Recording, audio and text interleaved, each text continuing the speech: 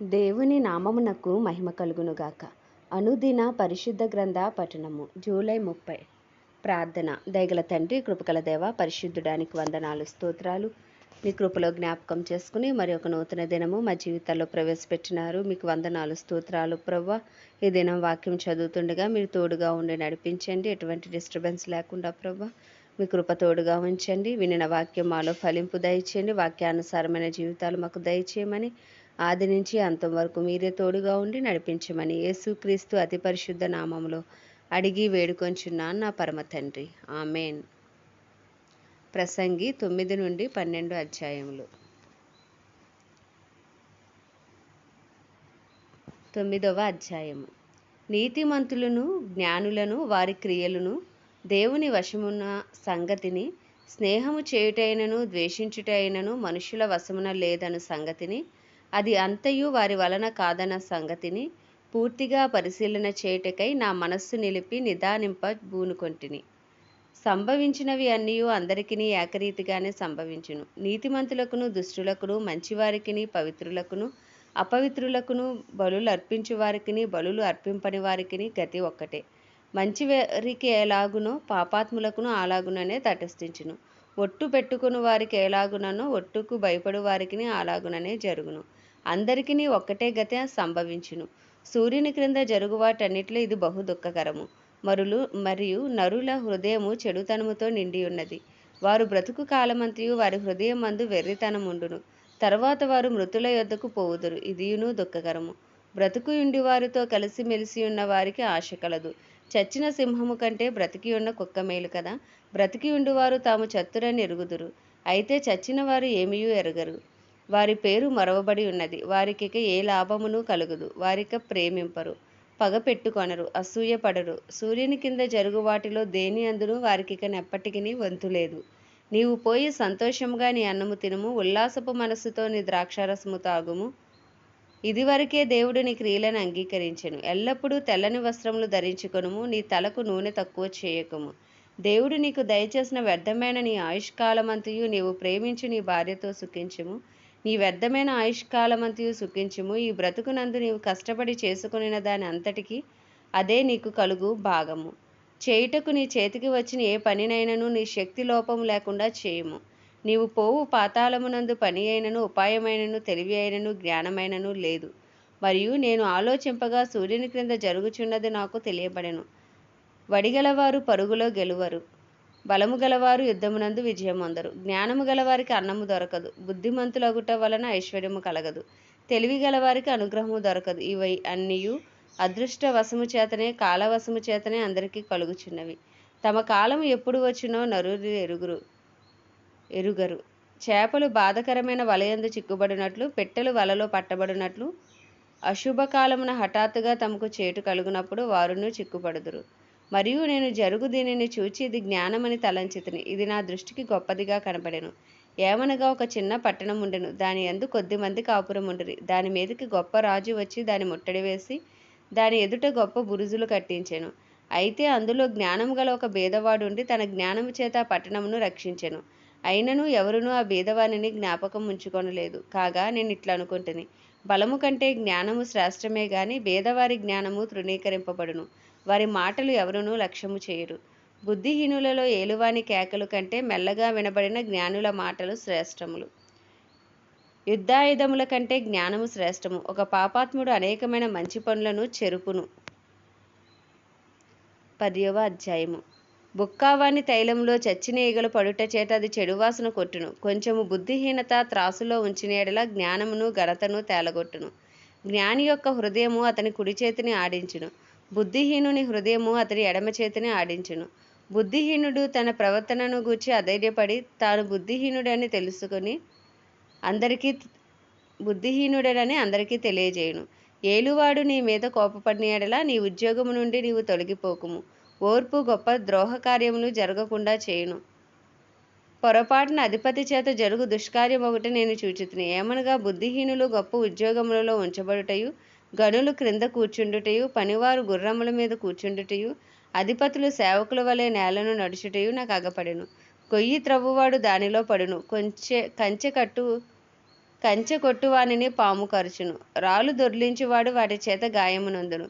చెట్లు నరుకువాడు దాని వలన అపాయము తెచ్చుకొనును. ఇనుప ఆయుధము మొద్దుగా ఉన్నప్పుడు దానిని పదును చేయని యెడల పనిలో ఎక్కువ బలము వినియోగింపవలెను. అయితే కార్యసిద్ధికి జ్ఞానమే ప్రధానము. మంత్రపు కట్టు లేక పాము కరిచిన యెడల మంత్రగాని చేత ఏమీయూ కాదు.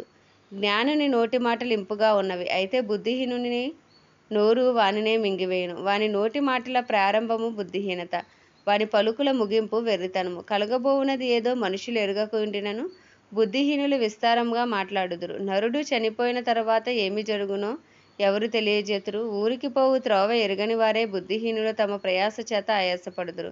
దేశమా, దాసుడు నీకు రాజయుండుటయు ఉదయముననే భోజనముకు కూర్చుండువారు నీకు అధిపతులయుండుటయు నీకు అశుభము. దేశమా, నీ రాజు గొప్ప ఇంటి వాడై ఉండుటయు నీ అధిపతులు మత్తులగుటకు కాక బలము నొందుటకై అనుకూల సమయమున భోజనమునకు కూర్చుండువారై ఉండుటకు నీకు శుభము. సోమరితనము చేత ఇంటికప్పు దిగబడిపోవును, చేతుల బద్ధకము చేత ఇల్లు కురియును. నవ్వులాటలు పుట్టించుటకై వారు విందు చేయుదురు, ద్రాక్ష రసపానము వారి ప్రాణమునకు సంతోషకరము. ద్రవ్యము అన్నిటికిని అక్కరకు వచ్చును. నీ మనస్సునందైనను రాజును శప్పింపవద్దు, నీ పడక గదిలోనైనను ఐశ్వర్యవంతులను శప్పింపవద్దు. ఏలయనగా ఆకాశ పక్షులు సమాచారము కొనిపోవును, రెక్కలు గలది సంగతి తెలుపును. ప్రసంగి గ్రంథము 11వ అధ్యాయము. నీ ఆహారమును నేల మీద వేయుము, చాలా దినములైన తర్వాత అది నీకు కనబడును. 7గురికిని 8 భాగము పంచిపెట్టుము. భూమి మీద ఏమి కీడు జరుగునో నీవెరుగవు. మేఘములు వర్షముతో నిండి ఉండగా అవి భూమి మీద దాని పోయును. మ్రాను దక్షిణముగా పడినను ఉత్తరముగా పడినను అది పడిన చోటనే ఉండును. గాలిని గుర్తుపట్టువాడు వెత్తడు, మేఘములను కనిపెట్టువాడు కోయడు. చూలాలి గర్భమందు ఎముకలు ఏ రీతిగా ఎదుగునది నీకు తెలియదు. గాలి ఏ త్రోవను వచ్చినో నీవెరుగవు. అలాగుననే సమస్తమును జరిగించి దేవుని క్రియలను నీవెరుగవు. ఉదయమందు విత్తనమును విత్తుము, అస్తమయమందును నీ చేయి వెనుక తీయక విత్తుము. అది ఫలించునో ఇది ఫలించునో లేక రెండూ సరిసమానముగా ఎదుగునో నీవెరుగవు. వెలుగు మనోహరమైనది, సూర్యుని చూచుట కన్నులకింపుగా ఉన్నది. ఒకడు చాలా సంవత్సరములు బ్రతికిన యెడల చీకటి గల దినములు అనేకములు వచ్చునని ఎరిగియుండి తాను బ్రతుకు దినములనియు సంతోషముగా ఉండవలెను. రాబోవునదంతయు వ్యర్థము. యవనుడా, నీ యవనమందు సంతోషపడుము, నీ యవన కాలమందు నీ హృదయము సంతుష్టిగా ఉండనిమ్ము. నీ కోరిక చొప్పునను నీ దృష్టి యొక్క ఇష్టము చొప్పునను ప్రవర్తింపుము. అయితే వీటన్నిటిని బట్టి దేవుడు నిన్ను తీర్పులోనికి తెచ్చునని జ్ఞాపకము ఉంచుకొనుము. లేత వయస్సును నడిప్రాయమును గతించిపోవునవి కనుక నీ హృదయములో నుండి వ్యాకులమును తొలగించుకొనుము, నీ దేహమును చెరుపుదాన్ని తొలగించుకొనుము. 12వ అధ్యాయము.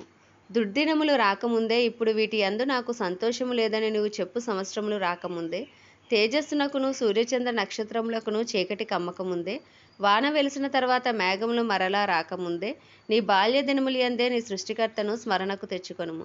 ఆ దినమున ఇంటి కావలివారు వణుకుదురు, బలిష్ఠులు వంగుదురు, విసురువారు కొద్దిమంది అగుట చేత పని చాలించుకుందురు. కిటికీలలో గుండా చూచువారు కానలేకయుందురు. తిరగటి రాళ్ళ ధ్వని తగ్గిపోవును, వీధి తలుపులు మూయబడును. పెట్టె యొక్క కోతకు ఒకడు లేచును, సంగీతమును చేయు స్త్రీలు నాదము చేయు వారందరూ నిశ్శబ్దముగా ఉంచబడుదురు. ఎత్తుచోటులకు భయపడుదురు, మార్గములందు భయంకరమైనవి కనబడును. బాదాము వృక్షము పువ్వులు పూయును, మిడత బరువుగా ఉండును, బుడ్డ బుడిసారకాయ పగులును. ఏలయనగా ఒకడు తన నిత్యమైన ఉనికి పట్టునకు పోవుచున్నాడు, వాని నిమిత్తము ప్రలాపించువారు వీధులలో తిరుగుదురు. వెండి త్రాడు విడిపోవును, బంగారు గిన్నె పగిలిపోవును, దార యొద్ద కుండ పగిలిపోవును, బావి యొద్ద చక్రము పడిపోవును. మన్నైనది వెనకటి వలనే మరలా భూమికి చేరును, ఆత్మ దాను దయచేసిన దేవుని యొద్దకు మరలా పోవును. సమస్తము వ్యర్థమని ప్రసంగి చెప్పుచున్నాడు. సమస్తము వ్యర్థము. ప్రసంగి జ్ఞాని అయి ఉండెను, అతడు జనులను జ్ఞానము బోధించును.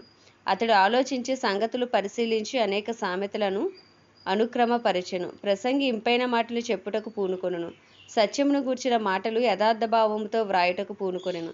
జ్ఞానులు చెప్పు మాటలు ములుకోలల వలెను, చక్కగా కూర్చబడి బిగగొట్టబడిన మేకుల వలెను ఉన్నవి.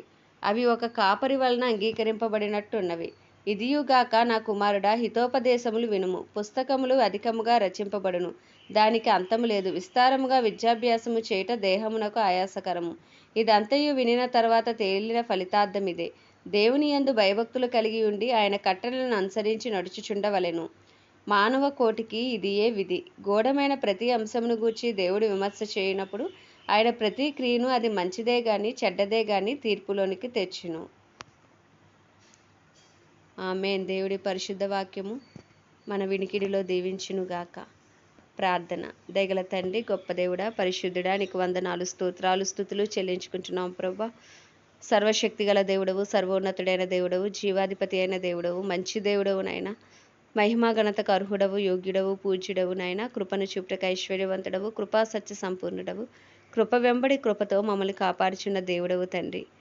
అయ్యా నీకే వందనాలు, స్తోత్రాలు, స్తుతులు చెల్లించుకుంటున్నాం. దినదినము నూతనమైన వాత్సల్యంతో మమ్మల్ని ప్రేమిస్తూ అయ్యా నూతనమైన బలము, శక్తితో నాయన మమ్మల్ని నడిపిస్తున్న దేవుడవు తండ్రి. నీకు వందనాలు, స్తోత్రాలు. గడిచిన దినములు నీ కృపలో జ్ఞాపకం చేసుకున్నావు ప్రభా. మా అపరాధములు, మా పాపములు దయతో ఇంకను క్షమించండి. నీ రక్తపు కోటలో మమ్మల్ని భద్రపరిచి నీ రక్తంతో మమ్మల్ని కడగండి, శుద్ధీకరించండి అయ్యా. నీ చిత్తానుసారులు కానీ హృదయానుసారులు కానీ ఇష్టలుగా జీవించు భాగ్యం మాకు దయచేయండి అయ్యా. నీ చిత్తము కానిదేది మా జీవితాల్లో మీరు జరిగించద్దు ప్రభా. మేము వేసే ప్రతి అడుగులో అయ్యా మీరుండి మీరు నడిపించండి ప్రభా. మరి ముఖ్యంగా అయ్యా నీ యందు భయభక్తులు కలిగిన జీవితం మాకు దయచేయండి. భయముతో కూడిన భక్తిని చేయుటకు నీ కృపకు మమ్మల్ని మేము అప్పచెప్పుకుంటున్నాం ప్రభా. ఇదిగో మానవ కోటకి ఇదే విధి అన్నావు ప్రభా. అయ్యా తండ్రి, భయభక్తులు కలిగి ఉండటే అయ్యా మానవ కోటికి విధి అన్నావు ప్రభా. అట్టి కృపను మాకు దయచేయండి నాయన.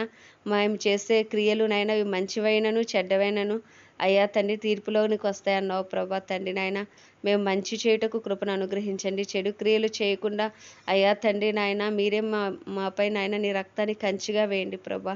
అయ్యా నీకే వందనాలు, స్తోత్రాలు, స్తుతులు చెల్లించుకుంటున్నాం గొప్ప దేవుడా. మా కుటుంబాలను, మా బిడ్డలను, మా తల్లిదండ్రులను అయ్యా మా కుటుంబాలన్నింటినీ మీరు జ్ఞాపకం చేసుకోండి ప్రభా. మా అపరాధములు, మా కుటుంబస్తుల అపరాధములు క్షమించండి. మా కుటుంబాల్లో రక్షణ లేని వారికి రక్షణ, మారు మనసు లేని వారికి మారు మనసు అయ్యా తండ్రి నాయన మీరు దయచేయండి ప్రభా. అయ్యా ఇగో తండ్రి, ఎవరు ఏ కట్లలో బంధకాల్లో ఉన్నప్పటికీ నిశ్చయంగా యేసుక్రీస్తు నామంలో అవి తెగిపోవును గాక, బంధకాలు ఊడిపోవును గాక, చెడు వ్యసనములకు బానిసలైన వారికి విడుదల కలుగును గాక. అయ్యా నిశ్చయంగా నీ కృప కలుగును గాక. యవన బిడ్డను ప్రత్యేకించి నీ హస్తాలకు అప్పచెప్పుకుంటున్నాం. వారిపై నీ కృప కలుగును గాక.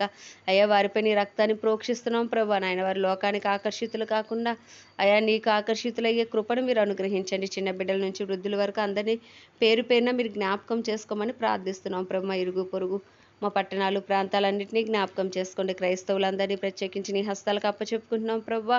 డినామినేషన్స్ భేదం లేకుండా అందరూ ఏకతాటిపైకి వచ్చే కృపను మీరు దయచేయండి. అందరూ నాయన సిద్ధపడి సిద్ధులలో నూనె కలిగిన వారే ప్రభా. నీ రాకడకు సిద్ధపడే అయ్యా తండ్రి సంఘముగా సార్వత్రిక సంఘాన్ని మీరు ఉంచమని ప్రార్థిస్తున్నాం ప్రభా. అయ్యా నీకే వందనాలు, స్తోత్రాలు. దైవజనులందరినీ ప్రత్యేకించి మీ హస్తాలకు అప్పచెప్తున్నాం అయ్యా. ధైర్యంతో వాక్యమును బోధించి అనుకూల సమయంలో వరకు అనుగ్రహించండి నాయన. నీ అభిషేకంతో నింపండి ప్రభా. అనేక ప్రాంతాల వారు తిరుగుచుండగా అయ్యా తండ్రి వారు వెళ్తున్న ప్రయాణాల్లోని కాపుదల భద్రత ఉంచండి నాయన. వారి కుటుంబాలకి నీ రక్త ప్రోక్షణ కింద నుంచి వారి ప్రతి అవసరతని మహిమేశ్వరంలో తీర్చండి ప్రభా తండ్రి. అయ్యా నీ చిత్తానుసారంగా ప్రతి ఒక్కరిని మీరు నడిపించమని ప్రార్థిస్తున్నాం ప్రభా. అయ్యా నీ చిత్తంలో అడుగులు వేయటకు నీ కృపను అనుగ్రహించమని ప్రార్థిస్తున్నాం ప్రభా. అయ్యా తండ్రి నీకే వందనాలు నాయన. మా భారతదేశాన్ని ప్రత్యేకించి నీ హస్తాలకు అప్పచెప్పుకుంటున్నాం. భారతదేశంపై నీ కృప కలుగునుగాక. భారతదేశ ప్రజలకు గొప్ప రక్షణ కలుగునుగాక. భారతదేశంలో నీ చిత్తమే జరుగునుగాక ప్రభా. అయ్యా తండ్రి నాయన కడవరి వర్షమై మీరు దిగిరండి. కడవరి ఉజ్జీవాన్ని ఎండ్ టైం రివైవల్ని మీరు నడిపించమని ప్రార్థిస్తున్నాం ప్రభా. అయానికే వందనాలు, స్తోత్రాలు, స్తుతులు. ప్రపంచ దేశాలన్నింటినీ మీరు జ్ఞాపకం చేసుకుని వాటిని పరిపాలిస్తున్న రాజులు, వారి కింద పనిచేస్తున్న అధికారులు అందరికీ నీ కృప కలుగునుగాక. అయా నీ కృపను విస్తరింపచేయండి. నీ సన్నిధి కాంతిని ప్రకాశింపచేయండి. మీరు ఆకర్షించండి ప్రభా. అయ్యా తండ్రి ఒకడు 1000 మందిని తవ్వితే ఇద్దరు 10,000 మందిని తరుమునన్నావు ప్రభా. అయ్యా తండ్రి నేను ఏ విధము చేత నేను భారతదేశం పట్టబడాలి అయ్యా తండ్రి. 140 కోట్ల ప్రజలు రక్షించబడాలి తండ్రి. ఏ ఒక్క ఆత్మ అయ్యా తండ్రి నాయన నరకంలో పడిపోవటానికి వీల్లేదు ప్రభా. దయపాలించు అయ్యా తండ్రి. నీకు వందనాలు. ప్రపంచ దేశాలన్నింటినీ జ్ఞాపకం చేసుకొని వాటిని పరిపాలిస్తున్న రాజులు, వారి కింద పనిచేస్తున్న అధికారులు అందరికీ నీ కృప కలుగునుగాక. నీతి న్యాయంతో పరిపాలించినట్లు గొప్ప రక్షణ వారికి కలుగునట్లు నీ కృపను వారికి అనుగ్రహించండి. సమస్త మానవాళిని నీ హస్తాలకు అప్పచెప్పుకుంటున్నాం అయ్యా. పరలోకంలో నీ చిత్తము జరుగుచున్నట్లు భూమి అందంతటా నీ చిత్తము జరిగించండి. నీ రాజ్యమును స్థాపించండి. దుష్టుడి బారి నుండి తప్పించి ప్రతి కీడు నుండి మమ్మల్ని తప్పించమని అయ్యా తండ్రి సమస్త మహిమ ఘనత నీకే ఆరోపిస్తూ ఈ చిన్న ప్రార్థన మనవి నీ పాద సన్నిధికి చేర్చుకోమని యేసుక్రీస్తు అతి పరిశుద్ధ నామంలో అడిగి వేడుకొంచున్నాను నా పరమ తండ్రి. ఆమేన్.